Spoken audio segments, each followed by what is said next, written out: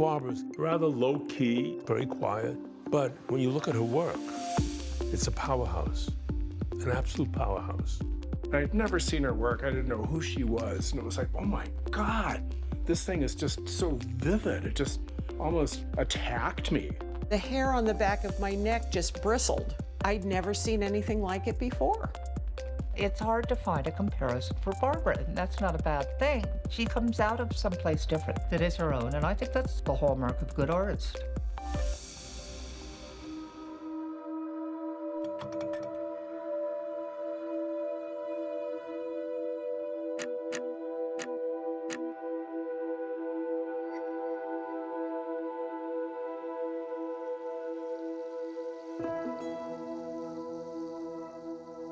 I don't want a long brush between me and my surface. I love to get my hands into what I'm working on. And the colors, look at these colors.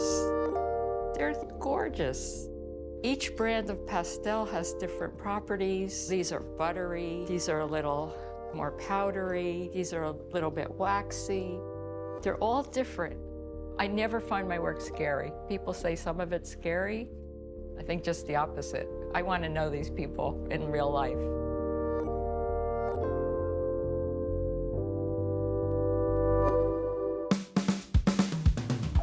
I grew up in a blue-collar family. My mom always was interested in art. For several years when I was a kid, I used to study with a painter in Rutherford, New Jersey. I remember those being like the happiest times of my life. We used to take the bus in. I remember seeing Guernica at the Museum of Modern Art. It's so powerful. I mean, how could you not be affected, especially as a kid? My parents were both children of immigrants. They had very kind of small expectations in life. My father always said, you know, you're not gonna make any money. Art's a hobby, you know, you can't make a living at this. So he stopped paying for lessons, you know, so. It was a couple of decades before I discovered that that was what I really wanted to be doing with my life. In a crazy roundabout way, the Navy turned me into an artist. But wait, I'm getting ahead of myself.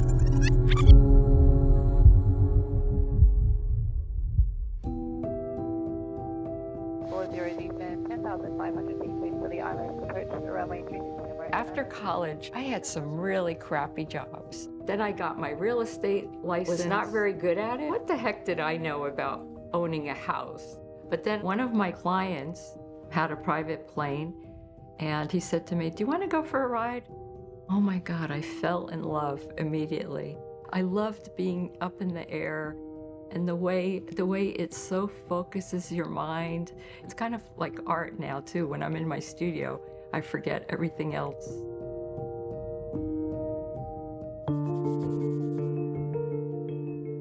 Our eyes see millions and millions of colors. They don't make millions and millions of pastels. Of course, they could never make as many colors as we see.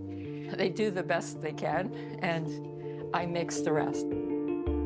I was probably 23 or 24 when I went to the local flight school, and it happened to be run by a woman. And I said, "Can I possibly work here? Pay me in flying lessons." And that's what she did. I got my private pilot's license, instrument rating, commercial pilot's license, multi-engine rating, Boeing 727 flight engineer certificate, all within 2 years. Kind of record time, actually. It's kind of been a pattern for me. I get really focused. 2 years. My goal really was to be an airline pilot, but no airlines were hiring. So I ended up going in the Navy as like my plan B, and oh my God. Paperwork. Oh my God, that's all I did in the Navy, 8 hours a day. I was in a Pentagon sub-basement that had dirt walls. I used to get out of work at 7 in the morning, and I would just get in my car and cry. Basically, I said, I can't continue just being miserable. So I started taking drawing classes again. Before I knew it, I was taking 5 classes. I said, this is it. I love this. And this is what I want to do with the rest of my life. I did portraits for about a year, but then my future sister-in-law sent me a couple of figures from Oaxaca that were these wooden painted animal figures, and I started using those in my still lifes. My work just took off. I started doing research on Mexico. Mexico is a cradle of civilization. Mexico has pyramids. I learned nothing about Mexico in grammar school, in high school, in college. Nothing until I got interested in it and started reading everything I could find. We find it remarkable the depth of her research and her scholarship. And for me, they're pure joy. I look at them and I am absolutely delighted by them. Here's one called Scene 18, Living Room. They're acting out some kind of domestic drama here, but it's like soap opera on acid. They seem to imply a narrative, but you're not quite sure what the narrative is. There's something a little off, a little crazy going on here, and they're a little bit threatening. Why not make strong art? I don't want to make stuff that's going to blend into the wallpaper. There's an element of, oh, isn't this a kick? I mean, isn't this just amazing what these little characters are up to while we're not looking? They tell their own little stories, and it's kind of a secret. She doesn't need to demystify what she puts out there doesn't explain in the it world. to me. Her pictures give me a foil that lets me work things out sometimes. I like the surrealism. I like the vivid colors. I like the monsters. And the unusual angles I find very consistent with old German expressionist movies from like the 1920s. There's a real modernist tradition there. The scariness of them, the rawness. There's a dignity there, a strength there. There's also a joyful quality in her work. I like the ambiguity. You know, it's the same thing with jazz. You can tell a new story every day you look at it. I don't think you can talk about Barbara's work and see it just detached by itself. It's important that it's discussed in relation to who she is and what she's about, herself. This is the house where I first met Brian, and about a year and a half later, it became our house when I moved in. By that time, we were such a couple. We were always together. Brian, he was brilliant, aced everything. SATs, 1600, got into Caltech, MBA from Stanford, got hired to work in the Department of Defense in the Pentagon at 25. Everybody loved him. You know, I just think, you know, what were the odds? And I still don't understand why.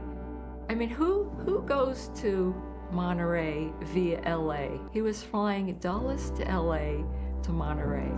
Again, it appears that an aircraft of some sort did hit the side of the Pentagon. Jamie, what are you hearing? Aaron, there is a lot of confusion in hearing that big explosion, seeing shards. My office was on the 5th floor E-ring, direct hit where that plane came in. Of course, Brian invited me to go to California with him. I didn't go just because he was only staying for 3 days. I could have easily died on the plane or in the building. I think about that all the time. They killed close to 3,000 people. They're not going to get 3,001. I said, God damn it, you know, they're not going to get me too.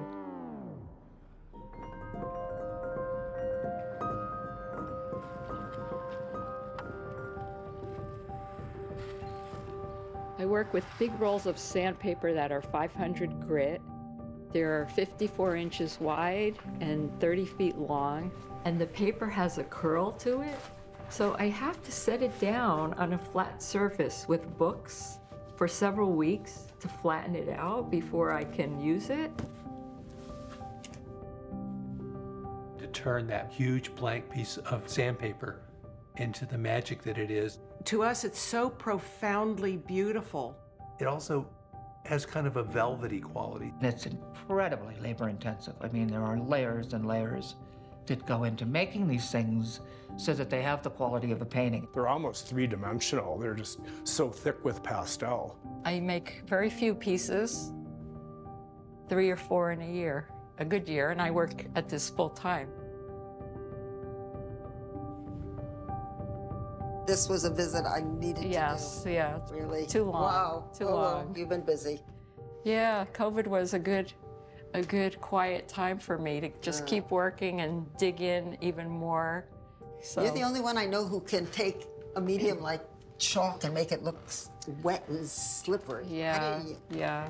Yeah, Just many hours of building up layers, and I love the color gets really saturated, and people still don't know what medium it is when they see it for the first time. Of course not. They're like, "What is that?" You know. I photograph my favorites, and I think the best works of art always provoke a certain cognitive dissonance.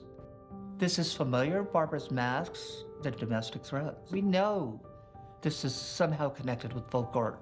We know this is connected with another tradition, but it's being reframed in contemporary terms. And that's what causes a certain uneasiness. And I think the uneasiness is a good thing. So that's where I think the works really get their power. I went to this museum in La Paz, Bolivia, and all these masks were hanging on the wall. They were beautifully lit. They were on black walls. They look like my paintings, right? So I was like, oh my God, this is why I came to Bolivia, to see this. It was such a gift. I didn't go looking for it. It found me. I watched her because she was paying attention about the details, the shape. In there you can understand what the country, the culture, talk with you with the masks. We understand and we had a connection with her in silence. When you look at her work, you have to be affected by it on many different levels. The mystical level that she's tapped into is Jungian. You know, it's an archetype, and something that is very important among any great artist is the ability to be in touch with the unconscious. Very few people are. The connection to the unconscious, which is really a connection to all mankind, because, you know, we're very similar. I think Barbara's work it's timeless. And that could be 1,000 years from now, it could be 1,000 years ago. They're not going to be part of now Impressionism's in, now it's not. You know, now Expressionism's in, now it's not. I have this, I don't know, maybe not so secret ambition. I want to be the GOAT of pastel. I want to be the greatest of all time. Is that what it stands for? Yes. GOAT? Okay. That's all, you know. Well, why not? I think I'm on the way. I love what I do. I love being an artist. I fly in my head now. I just think, you know, I had this bonus life, you know, all these years.